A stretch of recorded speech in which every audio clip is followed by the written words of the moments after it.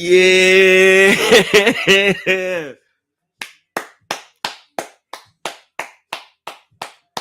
We finally got to the end of the season. Finally. Shouts to everybody tuning in, man. This has been like a special season, man. I appreciate everybody tuning in, everybody who getting here late. I appreciate y'all who's tuning in. This has been a special season, man. Shout out to the New York Knicks, man. Finally, the season is about to be over. Game 82 happened yesterday, and the Knicks won in great fashion. Actually coming back after they went down. I believe it was like 27-9 or something in the first quarter. Shout out to the New York Knicks, man. These dudes have been playing hard all season long. They've been, shutting up people like me, shutting up, other negative Knicks fans, and we all enjoy this. We all enjoy this. I'm definitely enjoying this season, man. This has been a great season for me, especially with Jalen Brunson. And shout out to the next live stream that I'm gonna have on here, and me and my guy Recap. We definitely gonna get into a lot of Jalen Brunson, but right now, I wanted to get into, Knicks, but talk a little bit of Black history and talk a little bit of South flavor and bring a little flavor differently, right? Once again, shouts to everybody who's tuning in early. I appreciate y'all. Let me bring my guy in here real quick, who was on here last time. My guy Ed Memphis, man. Shouts to my guy. You coming in here and already you in good fashion.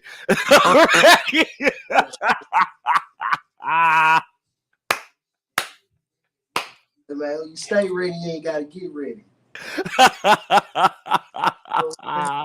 Yo, what's up, man? What's up? How you doing, man? What's up, man? Shit, man, keep it pimping, man. That's all. She trying to make $1 out of 15 cents. Make rent, you did. That's good. Let's get right into it, man. Where should I start off first? I actually want to start off with the Black history questions because last time we spoke, you spoke about a lot about Black history and a lot of things that originated in the South, and I want you to go deeper into that. Honestly, talking about the civil rights movement, talking about the museums that they have down in Memphis, where I should start off with what monuments you could talk about that's located in Memphis or anywhere near Memphis, and have you visited these monuments, and is there any stories of like mass graves or things of that nature where you from? I would love to hear about that. And once again, man, I appreciate you pulling up to the show, man. This means a lot to me, and this means a lot to the Knicks Twitter thread, the joint that you created, but we all met each other through there. So shouts to you, my guy. Man, you know what? Appreciate you for having me, bro. Appreciate you for having me. Man, I was finna say, man, look, shit, Drake done dropped today, Rose and shit. You want to talk Black History Month, nigga? God damn. No, man. Fuck it. Let's talk about that then. What's up, man? Talk to me. I was gonna say this though, for the record, I do want to just give you a little bit of that before we spin to that. I definitely Okay. We got an arena here called the Pyramid. That was the arena the Grizzlies originally played in before they built the FedEx Forum. So that arena still exists downtown, but it's now Bass Pro Shop. It's a huge Bass Pro Shop. Hotels and shit in the restaurants and all that shit, gun range, and a bunch of other shit. But when it was an arena, it was the Memphis Tigers arena before that. So originally in the top of that arena, they found a crystal skull in the top of the arena, where the eye of the pyramid is not originally at. Inside of that eye, there was a crystal skull that somebody had drilled and customized a position or a spot into that top of that pyramid and put a crystal skull in there. And they also had the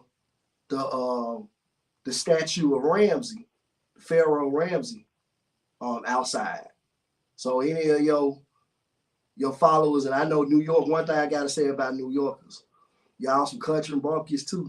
But one thing about y'all be well informed in terms of history. So a lot of your followers they gonna be blown away by just knowing what I'm just saying right there.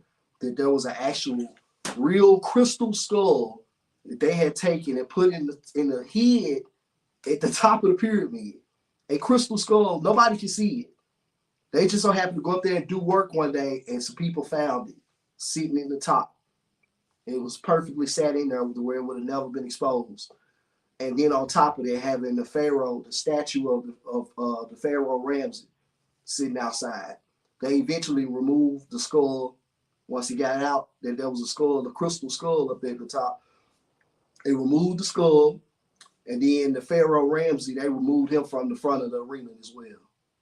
So it's a lot of deep shit that go on in terms of the history of Memphis.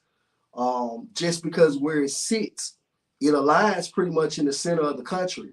So again, going back to what I said before, the slave trade was so prevalent here. Jim Crow started here. Nathan Bedford, as I told you about, they had a park here for years. It was called Nathan Bedford Park. It's the founder of the Ku Klux Klan. Here in the city, 70% black demographic, and we had a statue in a park named after Nathan Bedford until here recently, about 5 years ago. Shout out to Tammy Sawyer. She was one of the ones who spearheaded the movement to get that statue, the Nathan Bedford statue, removed. Now, I'll be honest with you, I disagree with that. Why? Why did you? Was it because you wanted people to know the history? Instead of And I'm gonna keep it real raw, 1,000. I want niggas to never forget where you came from. Don't you ever forget who these motherfuckers are, respectfully. You know what I'm saying? And that statue, if you ask yourself, if you ride past that statue or you walking past it, and you decide to find out who that is, you gonna get reminded of that. So I feel like that's what that statue meant. And I don't want them to erase history.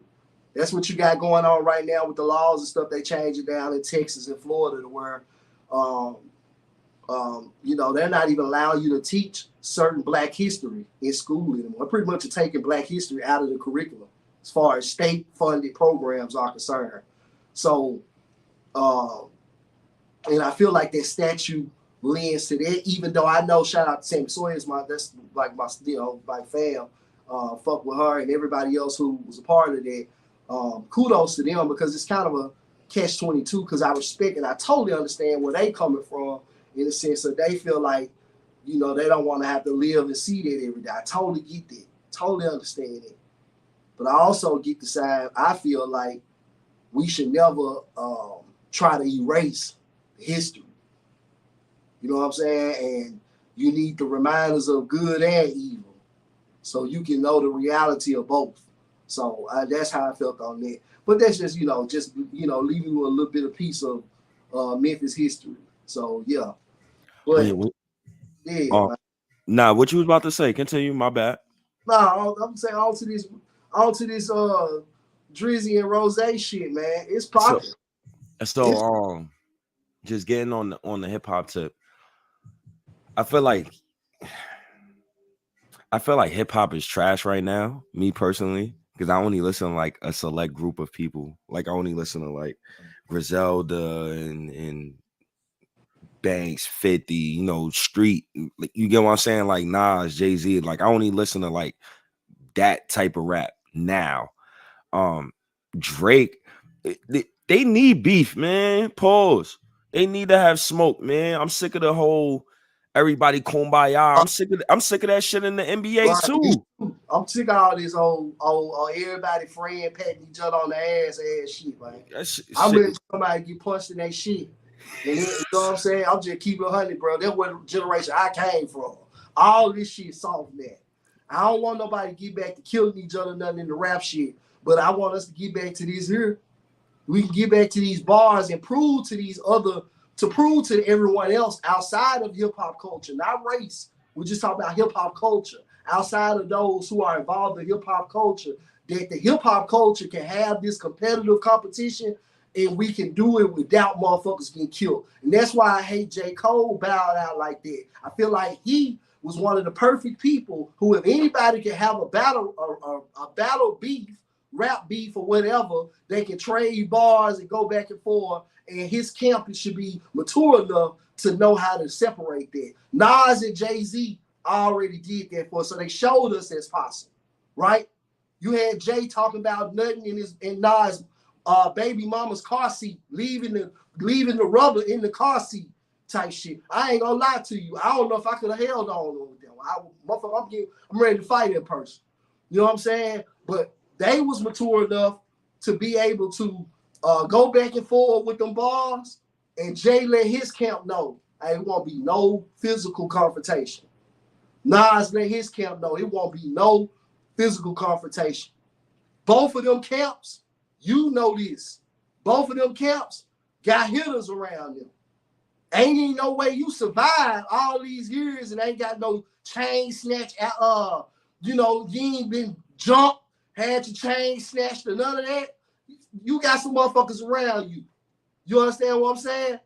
So for them to be able to show they can control their camps and be men and keep that shit on wax and make their money off this shit the way these other motherfuckers are over our culture, profiting off of our pain, our beefs, and our talents, then that sets a new precedent to these young niggas. Because they love this shit.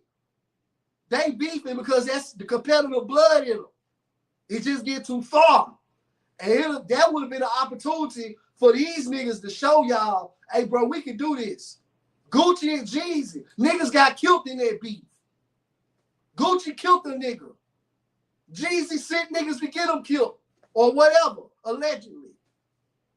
Them niggas was able to stand in front of each other, do a 2-hour versus, talk all type of shit to each other, dissing each other, sending shots. They both was doing it. People just weren't catching the shit Jeezy was doing. He did it so subtle, and Gucci shit was just so crass and blatant. But they both was able to get all that shit out. Gucci called this man a bitch from the start to the finish, from A to Z. Gucci was dissing this nigga. No foot off the gas. And at the end, when it was all said and done, them niggas performed So Icy for the first time in 15 years. Them niggas went to the club together after the fact. That's what you should be able to do instead of shying away from it. Heavy is the head that wear the crown. So you got to be able to show I can handle conflict without conflict getting out of control. It's part of being a motherfucking boss. Show your control even in chaos. Show your power even in the midst of conflict. I feel like J. Cole missed the mark on it. So J. Cole, yeah, I'm disappointed, man. When you do shit like that, like you don't do shit like that, right? It's the art of war, man. That's exactly. You shooting shots, you gotta send shots back, but you don't. Go ahead, my bad. I was gonna say this 50. Your boy 50 wrote a book, brilliant mind. I sometimes 50 get on my nerves. That nigga's brilliant. He wrote a book years ago with the cat Robert Greene. They originally wrote the 48 Laws of Power. It's a hustle hard, hustle smarter. Yeah. So 50, right? Yeah. 50 not the 50 of law. Fear joint. No, I'm reading Hustle Hard, Hustle Smarter. Okay. Yeah, I'm about to check that one out too. I hadn't checked that one. Yeah. I said that's a great one. I'm on chapter 5. That's what I'm about to check that one. I'm glad you gave me one. I'm about to check that out. That's a good reference. I'm checking that out. 50 in that book, he said, man, if you want a problem, it's no problem. Especially when you dealing amongst lions. You can't bow out. You got to figure out a way to use your mind to be able to be yourself, right? But at the same time, address conflict. That's part of power. You can't step out of this shit when you feel like shit get thick. It's part of power. It's proven. I can stand in the midst of chaos and still be this motherfucking nigga. Still have the motherfucking longest dick in the room. It's just what it is. If you ain't willing to stand on that, Hey, man, get your motherfucking ass out the way, bro. Because you in the room with grown men. These niggas ready. Rose responded in 2 hours. His response already out there and he cooked. Niggas was ready. You feel me? Yo, when I was growing up, I remember it's mad funny. I remember when Jay-Z and Cam was going at it. I was just listening to that shit earlier today. Oh God. Jay-Z, he dissed Cam, and Cam had like 3 disses locked up within like 5 hours, and that's when he came out. I think that same day he came out with "You Gotta Love It" with Max B. A classic. To this day, that shit sound better today than it did in 2006 when it first dropped. Yeah, that's a fact. And the way it's like the art of war, like you said shots, I'm gonna send shots back. But what Cam was doing, he was, I'm sending 4 songs at you. 5. Matter of fact, I'm gonna have the little homies on you. I'm shooting the switch. Fuck you talking about? Shooting the switch. That's what Cam was on. Yo, man. But I love the rap battles, man. I love the competition. That's why a lot of people, even on Nick's Twitter, like I even tell them, I try to big myself up before I big up another Nick's content creator. And I love everybody, but I'm gonna be the GOAT. Because guess what? They feeling the same motherfucking way. Yeah. Fuck you talking about. That's a fact. Jeez. You always got to think highly of yourself. When you think highly of yourself, nobody could bring you down. Doesn't matter what anybody say. Big facts, man. You see, man. You know what I mean? I got a shower cap. What is that, man? That's some down south Memphis shit, man. Yeah, man. Real dog Memphis shit, man. Real Memphis shit. Yeah, man. What project takes on so long? Memphis like a beat girl that ain't done. You hear me? Oh, this motherfucker's rocking though. I just want to put my shit on. Oh man, shouts to 113 people that's in right now. I appreciate y'all, man, on this fucking really. Oh yeah, rest in Roberto Cavalli, man. I had to rock my Roberto Cavalli, and rest in peace to my boy, man. One of my favorites, man. You know, country niggas keep it fly, man. And so got my John Morant on, man. Even though he just took a bullet from Drake this afternoon. You know what I'm saying? You know, I had to rock my boy. You know, I had to troll a little bit. You know what I'm saying? I had to toss it up. The Jaws with the Roberto Cavalli. Rest in peace to Roberto. He died yesterday. So you know how we do. Then I rock with the Grizzly. You hear me? The National Blue Sneakers. You hear me? Yeah, G Square. You hear me? Yeah, man. Tell them niggas, man, we country niggas dressing good down here, man. We hold the door open for your bitch and everything. You hear me? Yes, sir. Yeah, you gotta love Ed, man. Gotta love Ed, man. I'm bringing that Memphis flavor to the show, man. I appreciate that, man. Shouts to King Ribby. I appreciate you. Real Memphis shit, man. Yeah, my nigga Ed, man. This nigga is real Memphis, man. Free Pooh Shiesty. I love you. I love you guys. I love you guys. Speaking of, matter of fact, I don't even want to get into sports yet. I want to get into a person from Memphis who passed away, who my bro Dollars put me on to, who I actually like fuck with. I fucked with their music like later. I was late catching up to it. But shout out to Dolph, young Dolph, who passed away. And Dolph is like, you know, rest in peace, God rest his soul. Dolph, like I listened to a lot of his interviews, and he used to talk about like being dolly or bossing up your people or you know, bringing up the generation that's coming up. Yo, what's your thoughts about like Dolph and his effect on the music culture? Because Dolph is a guy like my guy Dollars was listening to. He like, yo, this nigga's next up. So, you know what? I'm so glad because I had kind of got sidetracked. I wanted to talk about Dolph a little bit on this music shit. I'm so glad you mentioned him. A lot of people didn't know how much like philanthropy work dude was doing. Dude was buying houses, putting them together, and then letting people stay in them for free. You know, that's a tax write-off, of course.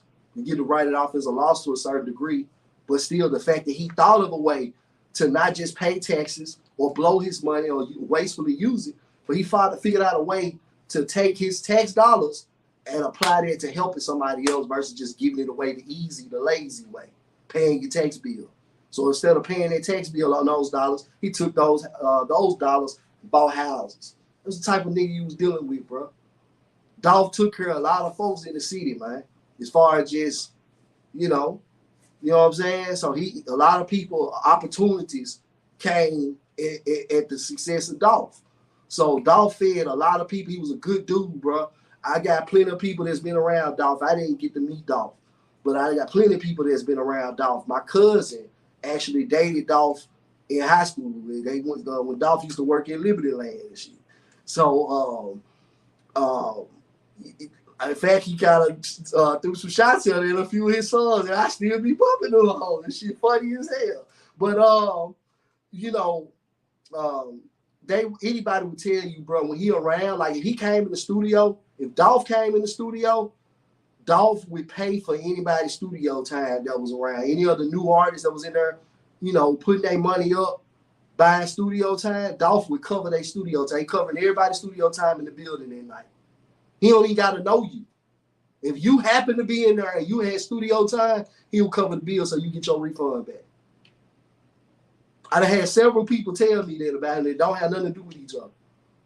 You know what I'm saying? Anytime you saw him, he was giving away. The day he was here, he died because he was here doing a turkey giveaway. He died coming back to the city to give back. So I say that about Adolph Thornton, the man first. You know what I'm saying? The man, the servant of our community. And if you put that together with, I'm gonna say this too. Dolph is our Biggie. That's our Biggie. When y'all say King of New York, and that's no disrespect to Gotti, that's no disrespect to DJ Paul, I grew up on them. My family are official CMG, people. My relatives.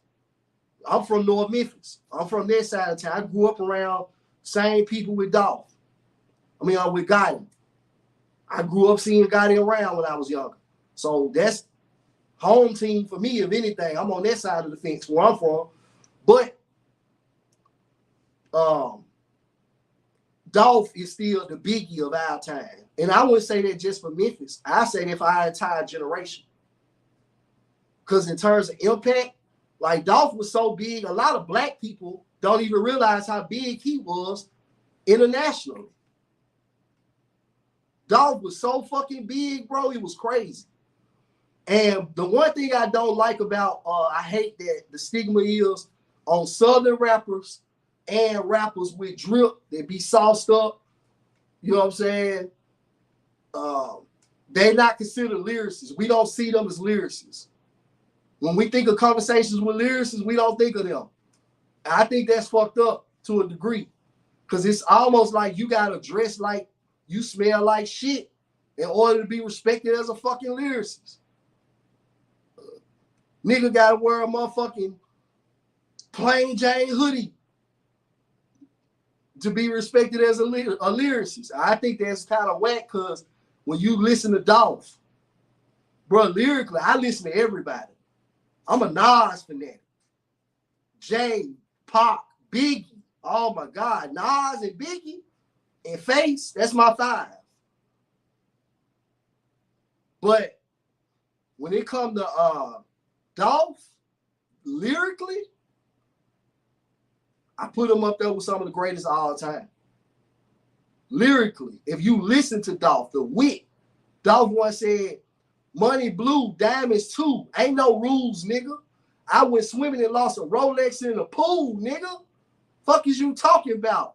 Nigga, that's fly shit. That sound like Biggie type shit. I went swimming and lost a Rolex in the pool, nigga. Nobu and Malibu was my last supper. I fucked your bitch in Rush Hour, Chris Tucker. Man, come on, man. That's them Biggie type bars. That's that I'm kicking that sauce at you niggas. Yo, why do you think rappers and like people always die in their own city? Yeah, like matter of fact, even better question. Why do you think it's always like people always got that crab in the bucket mentality it's always our own people judging each other, and shit of that nature. Going back to your own city, you got people who hate on you, people who despise you. You got people who you've been rocking with all your life, and they don't support what you do and shit like that because they feel like you owe them something when you get somewhere in your life. You get what I'm saying? So why does that always happen to rappers and like or people you in don't general? dance to they beat. Cause I'm as a rapper that started to make some success out of my little the way I was able to successfully market a couple of my songs. I done made a couple of checks off of them. It's been on radio and shit here locally. But also what I'm noticing as a character in this Twitter and podcast and all this shit. I ain't no media.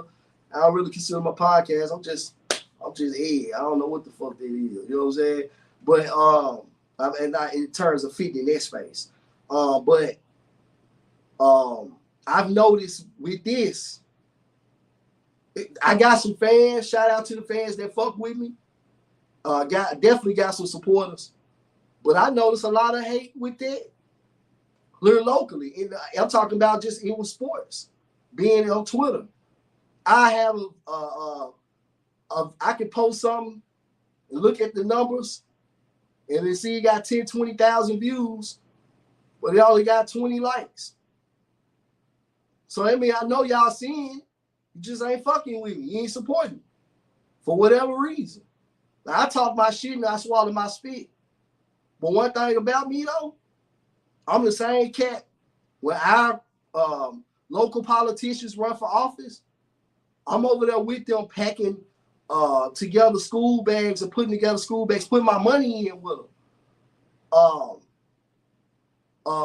Showing up at parades, giveaways, giving whatever. However I can be to be a servant of my people in my community because I came from around this way. I done took from it good and bad. So I owe this motherfucker. Just on some real nigga shit. And I owe it to myself, my own spirit. So, but I see it even with this. And I ain't nowhere near at Dolph level. I see it there with support. I saw it even as an artist. Like you'll push some shit. Even as an artist, bro, I had way more traction in Houston and Atlanta and even some in New York. As an artist, more so than here in Memphis. So I see that it's crazy how they can be like you have to go get respected by everybody else first, and then they catch on sometimes.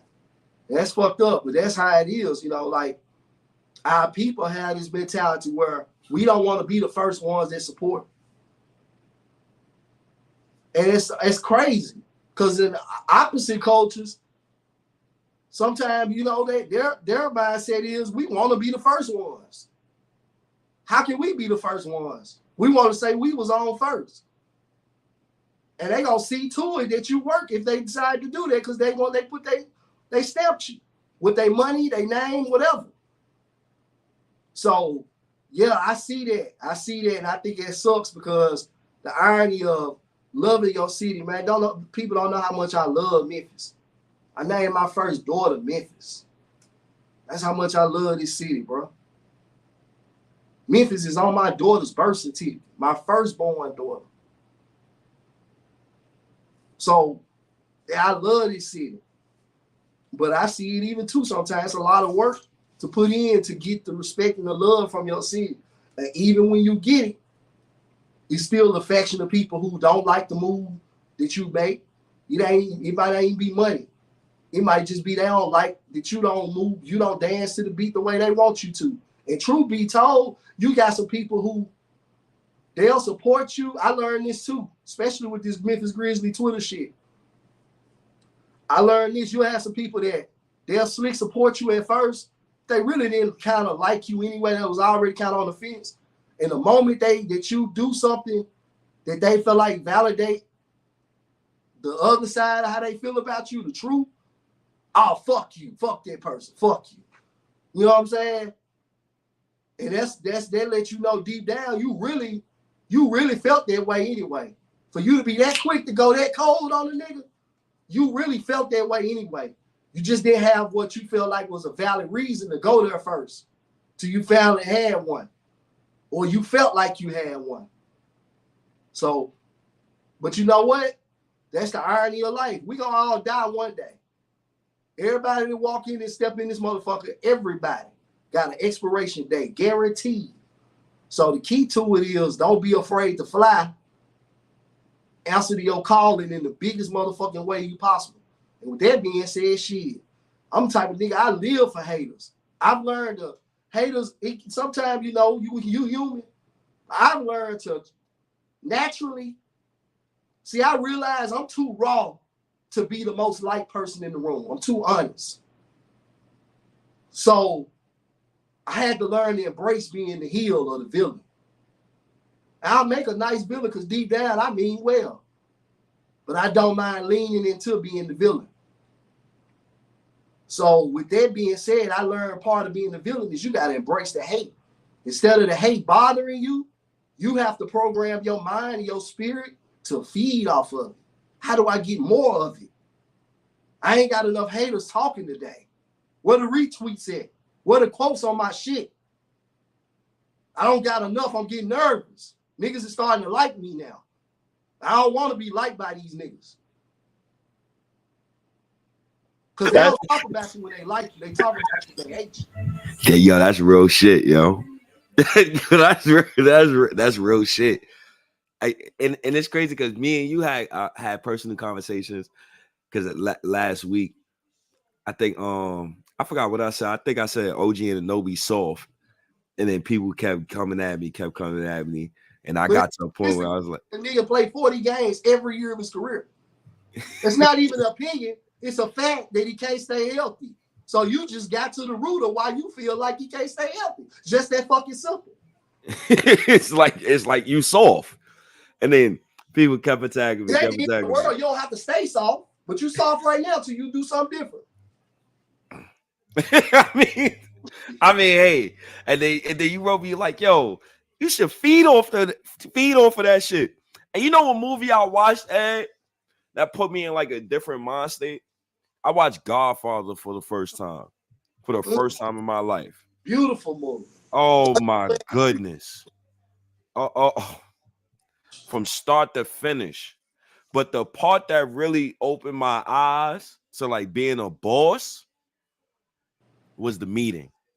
The way how Don Corleone carried himself throughout the meeting, and the other Bazzani, he kept chirping out the mouth. He was talking too much, and you basically like showed all your intentions right then and there. It put me in a different mindset watching that movie, like just seeing how the Don moving, seeing how he calculate every step, and then seeing how Michael Corleone, his son, he got he got to that point where he's like, all right, we're gonna wipe all these dudes out. Fuck it.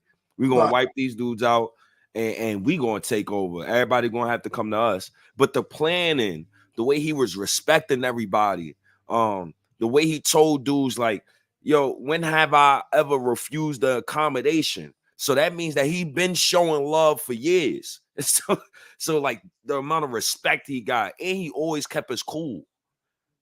You notice that? Like he ain't never under pressure.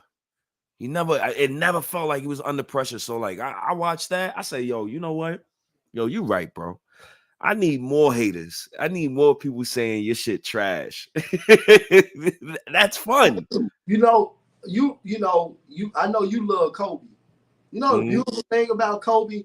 When Kobe, the first part of Kobe's career up until Colorado, Kobe was the NBA's Tiger Woods.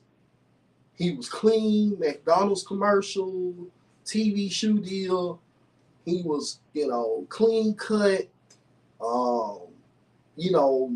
talk, walk the way they wanted. You know what I mean? Company man. He was corny. Motherfuckers didn't like him, but certain people did. The people that they care about most liked him, so that's all that mattered.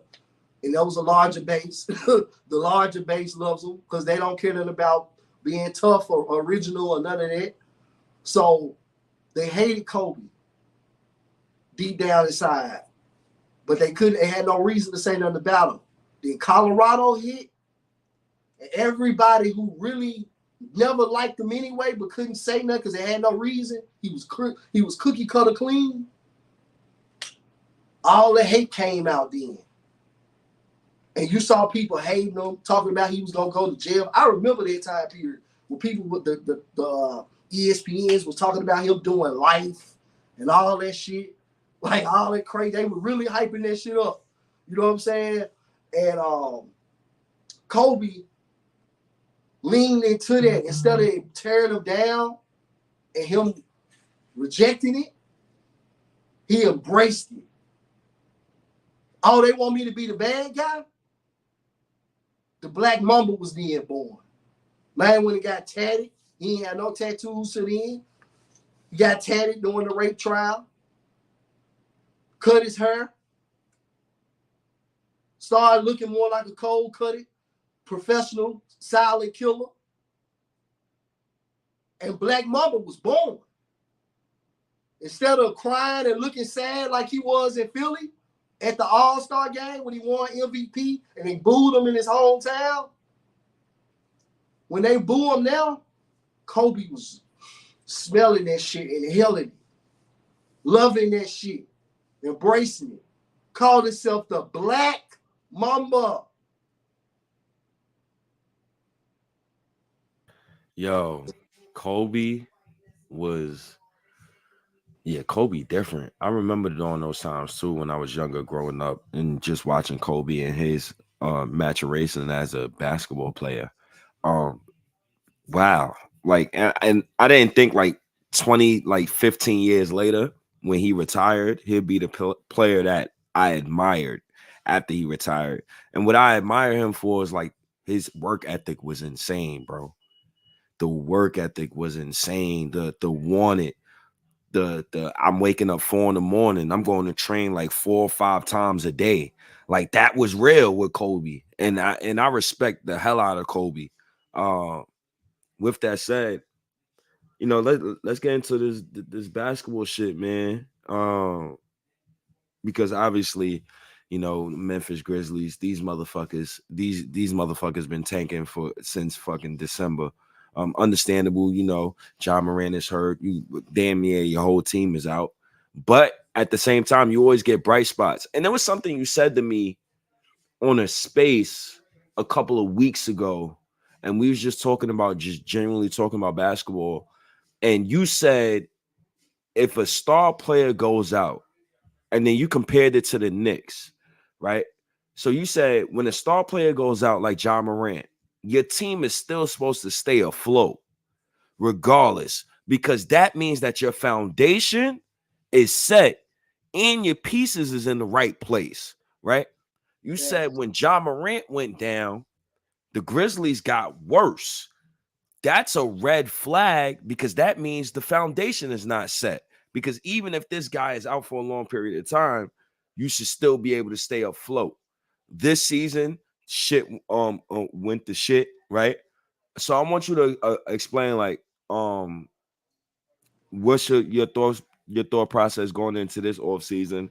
And also I definitely told you about Ron Holland, the guy that I thought y'all should draft, but is you at the point where you're like, to hell with the draft pick, let's go get somebody who can help us win now? Thanks.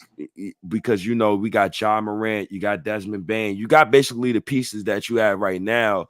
And the way how the CBA is set up now is if you have that player's bird rights, you could pay your whole team. Doesn't matter. As long as you're willing to pay luxury tax, basically, you can pay your whole fucking team.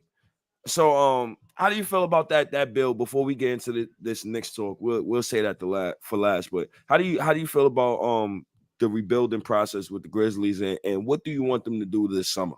If you don't mind me asking. So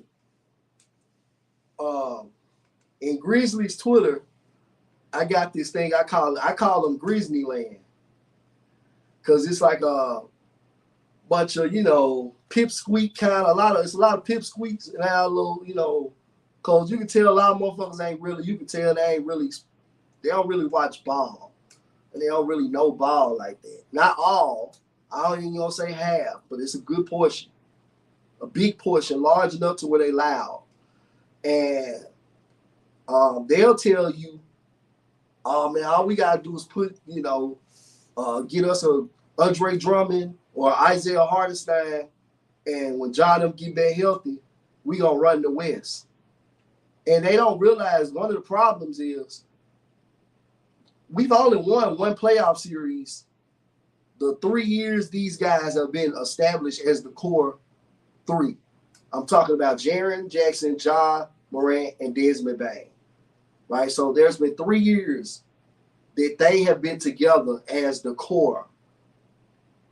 And in those 3 years, they went from second round exit to the Warriors. They lost the 6 games to the Warriors. The next year, which was last year, they lost to the Lakers in 6 games in the first round. The Lakers were the 7th seed or 8th seed. Lakers were the play-in. They won the play-in. We were the 2 seed. They knocked us off at 6. I told everybody, it's well documented in the spaces. I said, y'all, when they were telling everybody, because in the spaces in Memphis Grizzly land, they would tell everybody was like, man, we want the Lakers. That's what we want. We want to knock them out. I said, y'all, it's crazy y'all say that. Because I can see plain as day, that's the one team you don't want to play. Because the one thing the Lakers could do that we couldn't do, they can rebound and control the tempo because they can rebound. And if you allow LeBron to control the tempo, you're going to lose every time. You allow LeBron them to win the boards, you're going to lose every time. Because as long as they win in the rebound battle, LeBron got a chance. LeBron's just too smart. You can't give him too many chances. Every rebound is a chance. See, we got shot blockers and shit like that. That's cool. But I always tell people, I feel like the NBA fucked up when they started prioritizing blocks over rebounds. Because when they started doing that, guys started chasing blocks. And chasing blocks put guys in bad spots and caused a lot of sloppy stuff to happen. Versus prioritizing rebounding the ball. Yes, you want to block shots too, especially if you're capable of it. But you block the shot to rebound. We have a 7-footer Mandingo motherfucker down here that'll block the shot and won't even think to rebound the ball. Don't even look at the ball once it go in the air. He looking to get back. So when you got that many deficiencies, it's going to take somebody overpowering. So to keep a long story short, I don't want the Grizzlies. My number one goal from the jump is to get Karl Anthony Towns for the Grizzlies. I want us to add Karl Anthony Towns, hopefully add him to the core 3 that you already got, and make him your 5 and put Jared at the 4. Because right now, see, the thing is the Grizzlies only the front office fucked up. Zach Kleiman them fucked up. After he won Executive of the Year, people started calling him King Kleiman locally, and that went to his head. He started trying to be the smartest person in the room. So instead of drafting guys that was common sense, consensus across the board, these were the better guys to take, like a Walker Kessler. He drafted Walker Kessler only to trade him to get Jake LaRavia. Somebody who might not even be NBA league caliber, might be out of the league somewhere. Walker Kessler was on the FIBA roster this summer. So you lost big time. They kept making moves like that. David Roddy, Zaire Williams. We drafted Trey Murphy in New Orleans. We drafted him. We traded him to get Zaire Williams. The rest is history. So when we had the chance to keep building, other teams, we were competing while other teams were stacking their lottery chips. And I think the Grizzlies fan base don't realize where we at.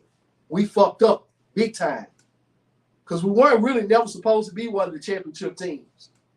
And when you had the small window to do it, they fucked up. Instead of mashing the gas, they were trying to be cute and be efficient and try to stay young and progress. Problem is the guys they gambled on to stay young were not ready. They weren't hoopers. So they didn't come in ready to roll. They wasted a lot of picks. So that put them in a bad spot to where the front office is in a hot seat. That seat getting warm. Because the whole reason Robert Perry, our owner, gave him the job was because they told him something that the previous front office or general manager Chris Wallace never said. That day, Zach Kleiman told Robert Perry, our owner, we're going to win you a championship. We're going to bring you a championship. We're going to be elite. And that hasn't happened. In fact, they went from second round, first round, to the top of the lottery. We ain't even at the edge of the lottery. We're in the top 7, meaning you're one of the worst 7 teams. So the Grizzlies in a position where their front office don't have long because all their contracts, Jared Jackson's contract is up 2026. The head coach Taylor Jenkins' contract 2026 expires. The front office signed an extension to 21. Their contracts are up in 2026. So they're in a position where then they went out and doubled down, trade for Marcus Smart last year. That turned out to be a waste. No knock on Marcus Smart. It's just that he's no longer needed. We discovered some talent while he was injured. One of our draft picks, second round pick, Blossom. 2 of them, Gigi and Vince. Our 2 second round picks for the past 2 years, Blossom. So they kind of pushed Smart out the door and Luke Kennard. So with that being said, Marcus Smart finna start as long as he's here because of politics. And he ain't gonna want to come out the bench at 30 years old. You go from being a starter on an NBA Finals team, a championship contender, to being traded to a lottery team, you coming out the bench. Marcus Smart ain't gonna go for that. We were just talking about that in my spaces today. So with that being said, if they can't show that they can't make him feel confident that they're gonna win a championship next season, guys like Marcus Smart gonna start wanting to get up out of it. They're gonna start requesting for trades. Because he's 30 years old. He know he ain't getting no younger. And his injuries have been adding up. He's been out pretty much all this season with the exception of about 20 games. Yo, who is the player? And then we could get to this next talk. Yo, thank you for telling us about the Grizzlies too, man. Because I already told you I like the way they rebuilt the team. It's just that Ja Morant needs a star wing. And with that said, who is the ideal player that you would want the Memphis Grizzlies to target this offseason in a trade? Karl Anthony Towns. Okay. Karl Anthony Towns. That's simple. That's the only person that's gonna save this current situation out of everybody in the league. Unless you can get LeBron to come here, and I don't even know if that'll save us just in terms of fit. But the one guy out of the entire league, available or unavailable, that can save the Grizzlies situation and make them championship winners is Karl Anthony Towns. I love that answer. Shout out to Cat. I don't want Cat on the Knicks. And speaking, it's just not a good fit. It's just not right now. It's just not. I think he would fit better in Memphis. I think just the cultural wise. Exactly. I just think differently. Like I think New Yorkers, we would be too hard on Cat over here in New York. I think it would be too tough on him for him to perform. Which is crazy because I was just saying earlier, Cat's arguably the most underrated player in the league, or one of them, top 3. Underrated? Yes, it's crazy how disgusting how underrated dude is. Man, we're not even realizing. If you go look at this man's resume in detail, like like his production, the efficiency, the versatility at that position, bro, we're watching one of the greatest big mans that ever played. Like, it's crazy how disrespectful it is. And if you go, I tell people, because this is what the Grizzlies did too. I had Grizzly Land upside down when I first brought Cat to the table. Man, he's soft. You gonna put him next to Jaren? He's soft. Woo, woo, woo. I said, no, he's not. I said, how is Cat soft? Well, because he crybaby. I said he's spoiled, but he's not soft. You got the wrong S word. He's spoiled, but he's not soft. It's one thing Karl Anthony Towns is not. You don't average 11 rebounds for your career over 9 seasons being soft. Name me one big in NBA history that averaged 11 rebounds over the course of their career that was soft. And once again, you attribute rebounding to effort. And To to one. that, especially, look, watch this.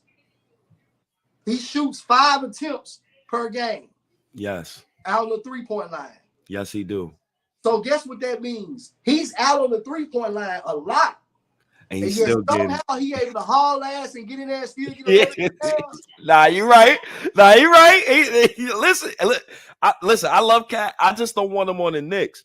I don't either. I was just talking about the underrated, the people call him soft. And just point blank period, Cat is one of the most, if arguably the most underrated. Matter of fact, I'll fuck your head up with this, right? So when it come to Marcus Smart, I would love Marcus Smart on the Knicks.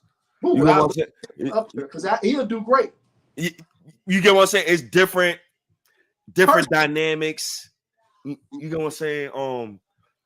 I damn near would consider Julius for it if the contract was so, if he wasn't gonna be looking for an extension. Nah, I'm good. I'm not doing no Randall for.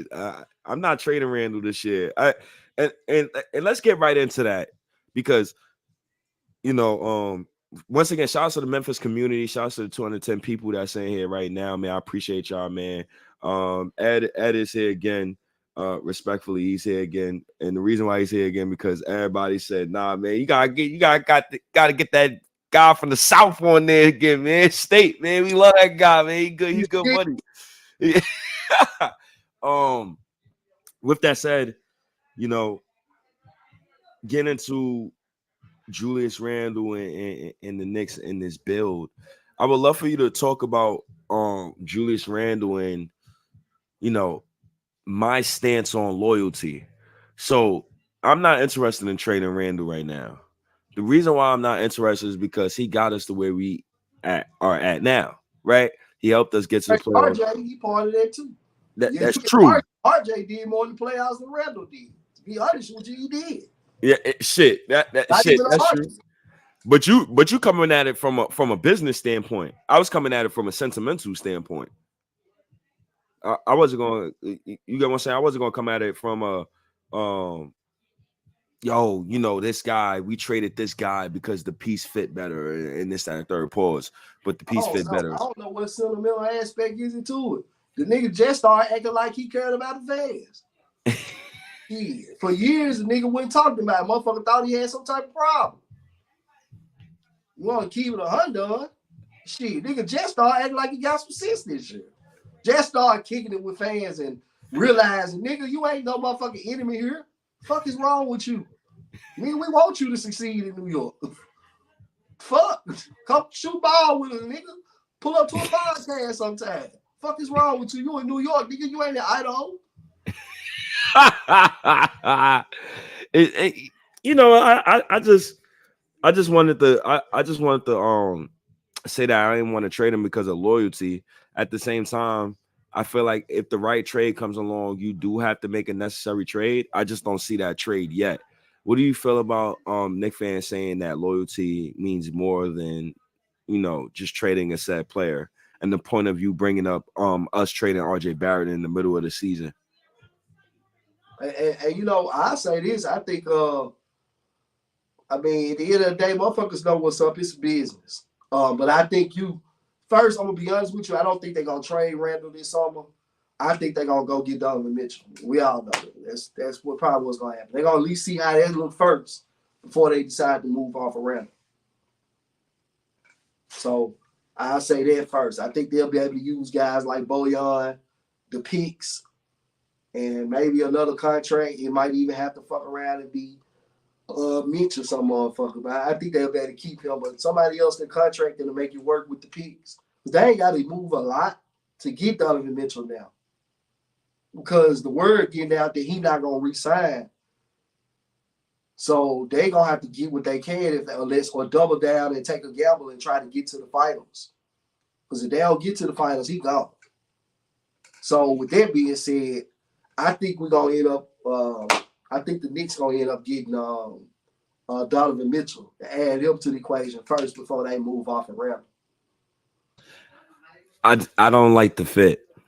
I think it's a disgusting fit. I can kind of agree. Brunson. Else in the kitchen. Yeah, it's too many. How can I explain this? It's too many cooks in the kitchen who want the same utensils. You get what I'm saying? Like, it's too many people who want the frying pan. You got to be a person who want the pot. Right. And that's true. Shit, that's what it is. Now you can argue, it's worked before, but the key to it is, can you get them to buy into that? And I don't know. I don't like Donovan Mitchell. I don't like his game. I don't like the way he act. I don't like the way he talk. I just don't like Donovan Mitchell. I'm a player hater. Shit with Yeah, I just don't like the nigga, man. Some people you just don't like. Hey, that's okay. You know what I'm saying? I don't like the nigga. I don't like him as a player. I don't like him as a character or whatever off the court. I'm not gonna say I don't like the man because I don't know the man, but I know the character Donovan Mitchell. The NBA character. I'm not gonna say personal character, but the NBA character that he is. I don't really care for him. He just pompous, man, shot chucking ass nigga, man. Get the fuck out of here. He don't want to be shit either. Bullshit ass nigga. You know who I feel that way about? Embiid, Devin Booker. Mainly those two. Booker kind of grew on me a little bit. Embiid, cool. I ain't got too much against, but he kind of make me not dislike him either. I ain't gonna lie. I kind of started to feel that way too. Cause like, I know you always get injured, but hey, it is what it is. You stay injured, so you might need to humble yourself. Cause you talk all this shit, but you ain't there in the playoff. Oh shit! Oh shit! Oh shit! I told my knee for the 52nd time. So shut the fuck up, then, shit talking ass nigga. Cause you know you gonna tear your shit up. Fuck you talking about? It's just the truth. Yeah, and those two is the only two players like I just genuinely like. I don't want them on the New York Knicks at all. Paul George to an extent as well, but you could kind of talk me into Paul George. Paul George, a legend. Tweet. A legend. Man, that's Paul George. What is you talking about? Fuck you mean legend?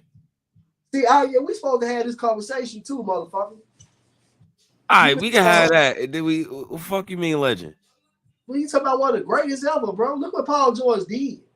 That nigga took an Eastern Conference final to the team, a team to the Eastern Conference Finals, and by 2 years, won none of them niggas in the NBA no more. The whole motherfucking roster selling insurance.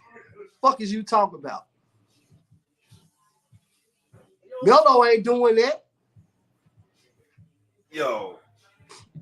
Melo ain't took no motherfucking team full of insurance salesmen to the final, to the West. Wait, what? To the Eastern Conference Finals. Look at they teams. What are you talking about? Paul George had a way better team. I'm talking about when he was with the Pacers. They went to the Eastern Conference Finals. They would have went to the finals if he wasn't running into the fucking Heatles. I respect it, but Amari Stoudemire like punching fire extinguishers, and Roy Hibbert was injured and Tyson Chandler was injured and allowed Roy Hibbert to play like Wilt Chamberlain. Man, we weren't winning anyway with that ragtag ass team. Yeah, but Paul George ain't no fucking legend, man. Amari was already slowed down before he was scoring, but his defense was non-existent and he wasn't rebounding like he used to. So you already really was assed out to keep it 100. They was doing some regular season shit, running it up. The same shit the Grizzlies doing right the last 2 years. Running up in the regular season, think you cute, because you running off games in the regular season when everybody else, fuck that shit. We play, but the playoffs is where this shit get real at. But then when the playoffs come, you get what you get. Same shit with the Amari Stoudemire and the Melo Knicks.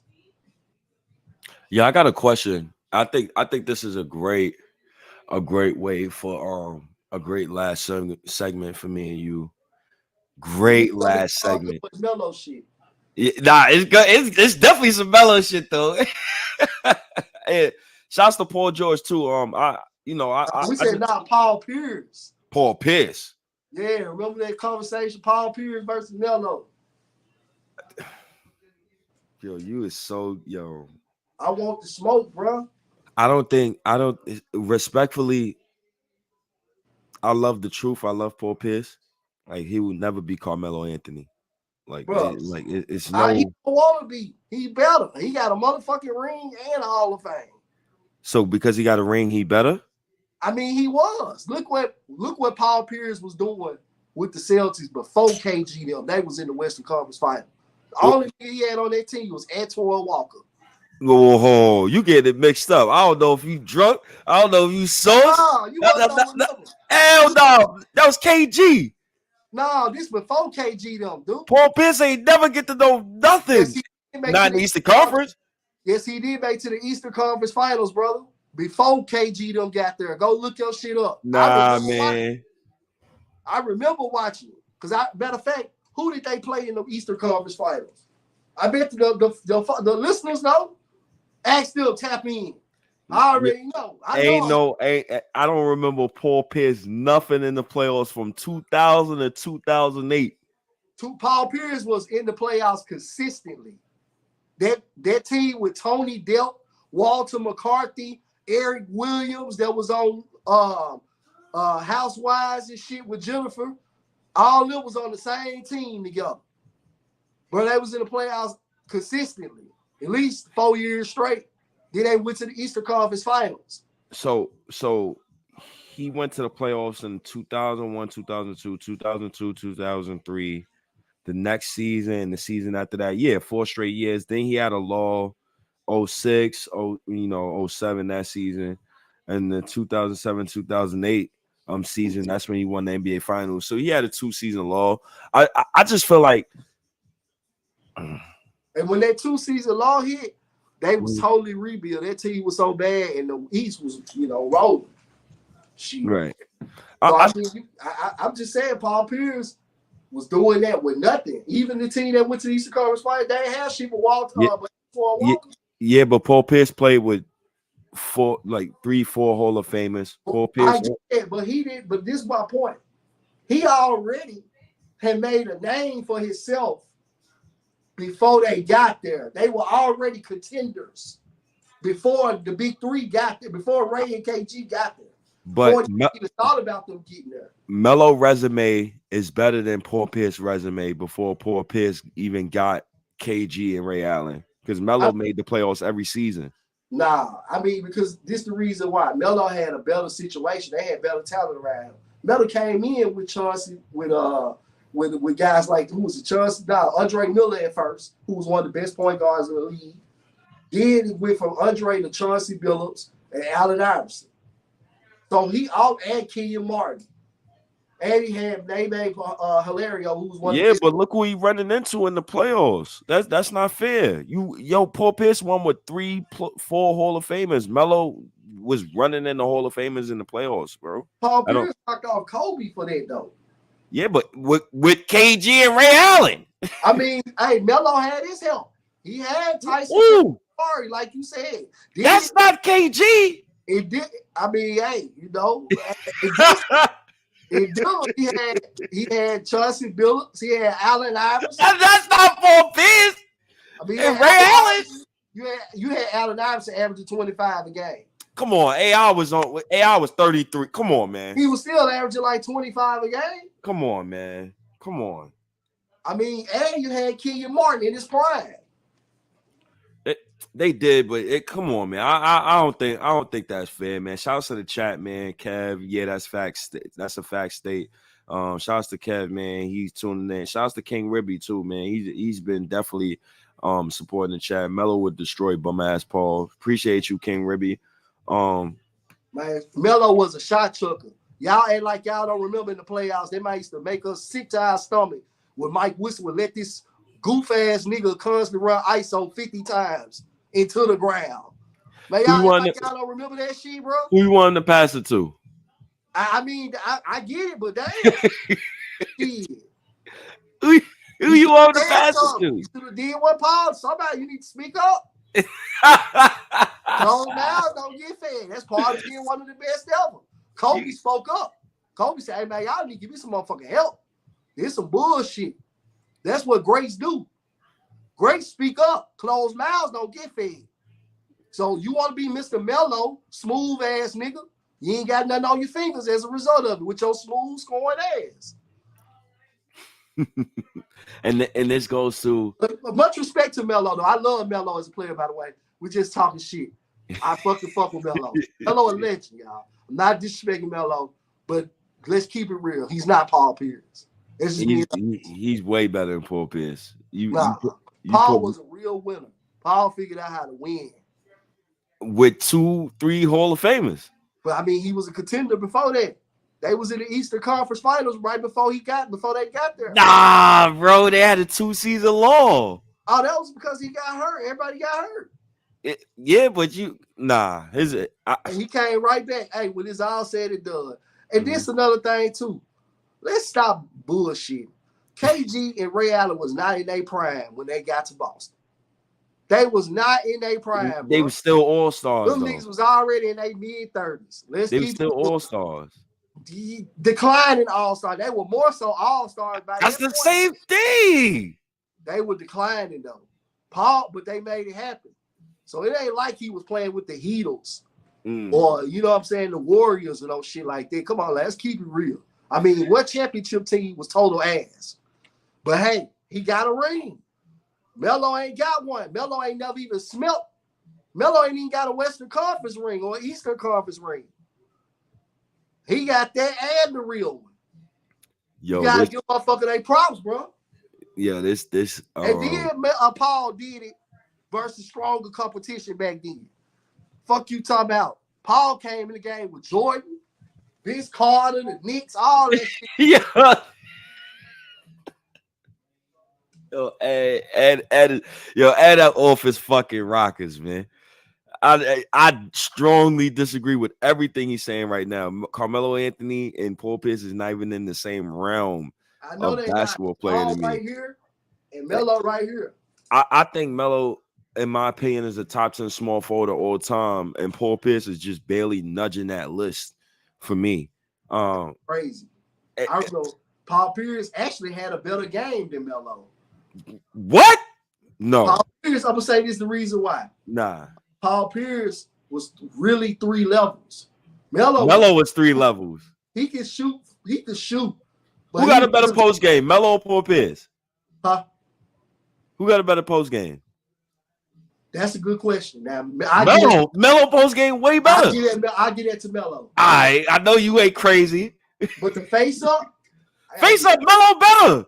No, he not, bro. Paul with no athleticism. Melo has some athleticism.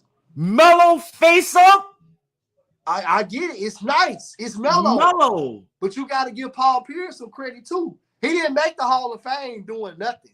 You got to give him something. Yo. You got to give him something, man. Melo face up is top 10 all time. But you got to put Paul Pierce is right there too. Fuck is you talking about? He's right there, but he ain't Melo. He might be higher because I know this nigga did it with no athleticism. Paul Pierce couldn't jump over a piece of paper. Paul Pierce was slow as a snail. So for you to be able to put up 25, 30 points in your prime and win a ring and do everything, the All-Stars, the competing before you got help. See, that's one thing. That man was competing before he got help. When he was the man. Wasn't no Allen Iverson around, no Chauncey Billups, none of that shit. Nigga had Antoine Walker. But Antoine Walker was a Chuck. Yeah, no doubt. But he was Antoine Walker too, though. You know. That's true. You know, Hall of Famer. Melo got Hall of Fame teammates. Who? Chauncey is going this year. He was old. Huh? He was old. Chauncey wasn't that old. He was past his prime when he got to Denver. So was KG and Ray. They were still all-star caliber. So was Chauncey. Nah, he was past his prime. It's a difference. Allen Iverson was. Allen Iverson still give you 25 a game. Yeah, but AI and Melo ran into fucking Kobe Bryant, Lamar Odom, Ron Artest. I mean, Paul Pierce ran into Michael Jordan and shit. You got to give. Come on, man. I mean, is it Uchi Wally or is it one Mike? Oh God, man! Paul Pierce ran into Kobe too in the finals. He did. Head off. What? Get man his credit. with 3 Hall of Famers with him. Man, hey, Kobe, how many rings Kobe win without a Hall of Fame? We could say that for everybody, though. Exactly. Jordan too. Shit, we say that about everybody. Shit. Jordan lost Pippen, couldn't even make the playoffs. Yo, shout outs to Ed, man. He been wanting to have this conversation. Yeah, shout out to my Knicks fans who's in here too. I already know. Look, Paul Pierce stinks. So much right now, I gotta wipe my neck on the bed. Shout out to the 259 people who's in here right now, man. I definitely appreciate y'all. Matter of fact, let me see how many people who's on Twitter as well. Oh, it's 259 people here, or it's 200 and it's 255 people on Twitter. I appreciate all of y'all, man. Everybody who's tuning in. I'm trying. Shit, I'm trying. Appreciate y'all. You better not crash out one of these niggas. Let these niggas keep giving you all this free promotion. Fuck is you talking about? I would discourage now one of these niggas to quit talking. Please keep talking. Please. Yo, shout outs to you. Shout outs to 262 people who's actually in here right now. Hey man, this was a great conversation. I wanted to talk some Black history. Wanted to get into some Memphis Grizzly talk. I wanted to get into some Knicks talk. I definitely want to get you in here within the next 2 weeks so we could talk about the playoffs as well.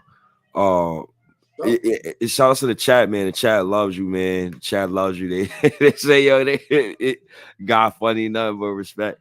Ed, like I said, Ed is one of the people who I said when I started my YouTube channel, I said, nah, I always gotta have Ed on here just because of the cultural influence and also so people get that South flavor, right? I don't see no other Nick content creators with that South flavor on there, man. Showing love.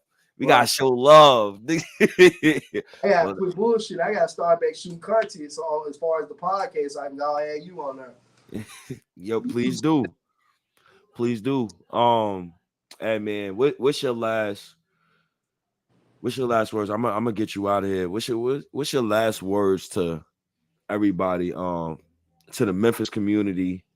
What's your last words to Memphis fans as far as like the Memphis rebuild? And also, what's your last words to like Knicks fans as far as like, all your opinion about the Knicks and everything like that. But once again, Ed, I appreciate you joining the show. Yes, sir. It's always welcome. It's always appreciated, man. You are one of a kind. I can't wait till you come back on the show, man. And also shout outs to Memphis too, in the Memphis community. Yes, sir. You already know. So,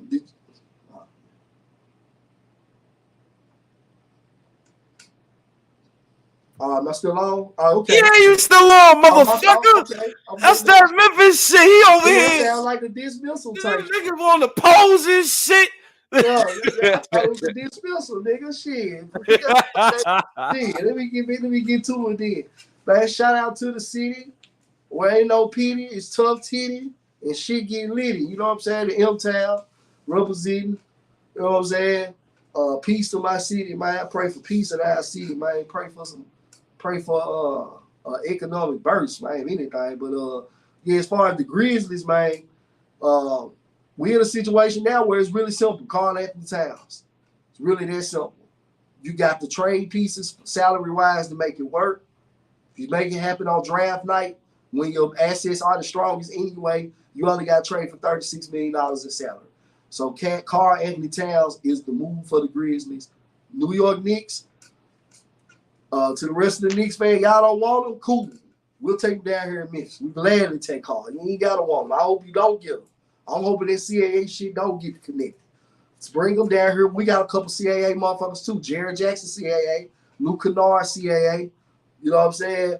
So bring them down here with us. As far as the Knicks concerned, DeJounte Murray is the guy I want to see us get. I want to see the Knicks get DeJounte, man. DeJounte is the guy that can play with Brunson. Defense, size, a dog, a gamer, clutch shot maker. And that's a guy who took a Spurs team They had no business even competing to the play-in when he was a star in San Antonio. So, yeah, I want to get somebody like DeJounte for the Knicks. I think that's the piece that puts you over the hill. Embiid would have been idealistic, but he just way too fucking injured. Ain't nobody got time for that shit. So that's where I'm in with the Knicks and the Grizzlies. Shit. Keep it pipping one time for Ed Memphis, baby. You did. Make sure you follow at SayMain901 on Twitter, on YouTube, and check the music out, man. Ed Memphis streaming on all music platforms, man. Check the nigga out, man. He'll be paid the child support off. I can go and get out the E-White folk payroll, man. Damn, man. Yeah. Yo, Ed, man, once again, man, I appreciate you, man. And also to all the Knick fans who was rocking with me and Ed today. 266 people in here on a fucking Saturday evening. Appreciate all of you guys, man. I can't wait to rock with you guys tomorrow. Ed, once again, one of a kind, bro. One of a kind. Buddy, back to you, man. Right? Yeah, thank you, man. And shout outs to my guy Ed, man. Ed is man. He created this Knicks thread, and it's one of those like how many friends I've made, in real life, or for the Knicks thread, and just people in general, man. That's the type of shit that you try to promote, and this is why my guy Ed. I always try to have Ed on the podcast, man. So I appreciate Ed, and I appreciate the Memphis community, man. Such wonderful people. And with that said, man, I'm out of here, man. I got a nice, live stream coming up in about 20 minutes. Shouts to my guy Knicks Recap. We in the building once again, man. Me and my guy Knicks Recap. We go back about 2 years now. It's going on 3 years, man. Once it's 2025. So shouts to my guy Knicks Recap, man. We definitely gonna be in the building in a couple minutes. But with that said, it's your boy State, man. I'm out of here, man. Peace and blessings to everybody, man. Once again, man. Always try to always try to support me. Always try to support y'all. Knicks fans, I love y'all so much, man. Without y'all, I wouldn't have none of this right here. As you can see, the custom merch bags, Knicks, and all of this shit, the fucking comic book. Shouts to Secret Wars, one of my favorite stories to read of all time. That's the old Secret Wars, though. That's the first Secret Wars. I just ordered the new Secret Wars comic book today, the 2015 one. I bought a graphic novel. So shout out to my comic book guy who's near the projects in the Bronx. Who's near my Haven. He's right next to the grocery store, like a little pharmacy store. But shout out to my guy. I go in there every 2 weeks, and I try to get me some comic books. The reason why is because my father used to read comic books, and my father always used to allow me to read them whenever I was in trouble. So I feel like every 2 weeks I try to go get me some comic books. I try to read them when I'm in my crib. I try to make sure I look at them and keep myself sane to say the least. But appreciate everybody tuning in, man. I'm out of here, man. It's your boy State, man. Peace, man. Peace and blessings.